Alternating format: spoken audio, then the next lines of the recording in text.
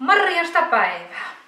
Mulla on taas uusi asia, mistä mä oon ärsyyntynyt, ja mä ajattelin tulla kertomaan sen teille. Tiedättekö, kun on kaupan kassalla ja myyjä kysyy, saanko laittaa pakasteet pieneen muovipussiin? Arvaa, mitä siihen tekemeli vastaan. Et todellakaan voi. Sen sijaan mä voisin laittaa sinne muovipussiin.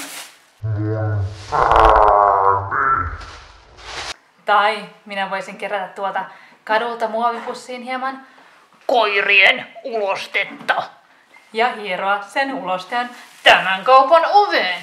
Tai sitten mä voisin kerätä sinne muovipussin kuolleita lintuja, joiden sisältä löytyy tonneittain muovijätettä.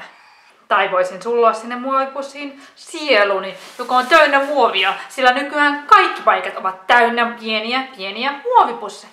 Kysymys kuuluu, miltä se pieni muovipussi niitä tuotteita suojaa? Maailman pahuudeltako? En usko. Katri Helenaa mukailen.